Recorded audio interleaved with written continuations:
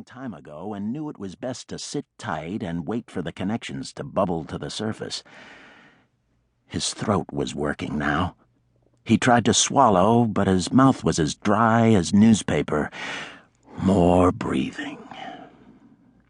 From his pitch-black prison, he could hear the distant sound of crashing waves. The beach. He was near the beach. Okay, good. Behind it, he could hear the chatter of people talking and laughing, some close, some distant. He focused on these voices, trying to place them with faces, but they were unclear, and what he could hear didn't sound familiar. A moment later, there was a booming sound, followed by a crackle and the roar of applause. Fireworks. Today's the 4th of July. Then it all came to him in a vivid rush of color and clarity. He had been in the club's dining room, looking out the large bay windows at the sunshine and reminiscing about the great 9 holes he had just played when he found himself locked in the grips of one of Mr. J.D.'s patented benders. Round after round for himself and his friends. Sweet Jesus. Hours later, when the sun started to give way to the early evening shade, he glanced haphazardly at his watch, and it hit him like a punch to his gut. He was supposed to meet Ashley at the house 15 minutes ago. They had plans to spend the evening on the Cranmores' boat. No wonder he had been drinking. The Cranmores walked around as if they were royalty, smug in their preppy clothing, talking about their villa in France and ski house in Vale. His wife loved them dearly.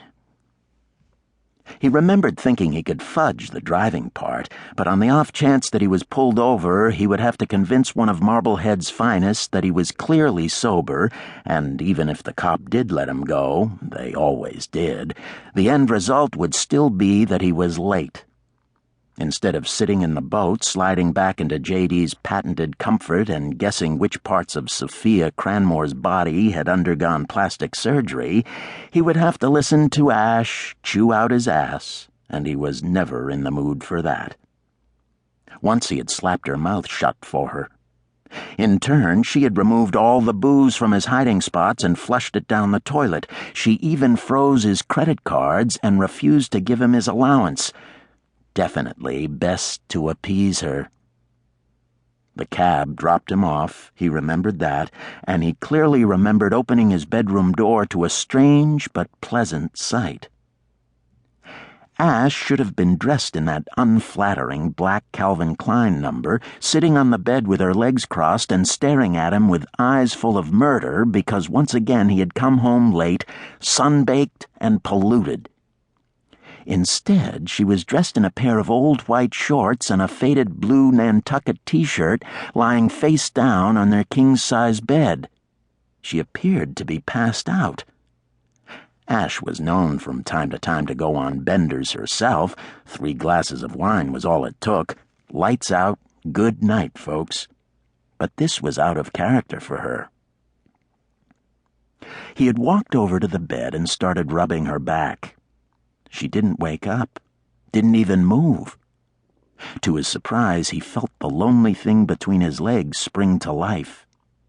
His wife, Ash, was no great lay, not like that nurse at the hospital, Fire Crotch, a hot little minky with flaming red pubic hair and a very uninhibited appetite.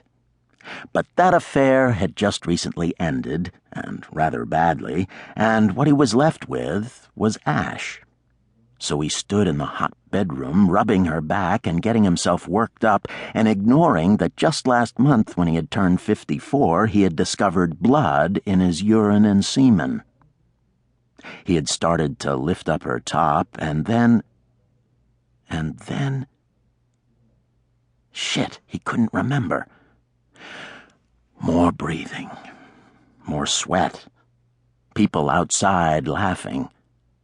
His body came back on. A slow but steady pounding sprang to life deep behind his temples. Next would be the tremors.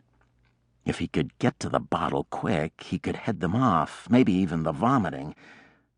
He felt the curved coolness of the headboard.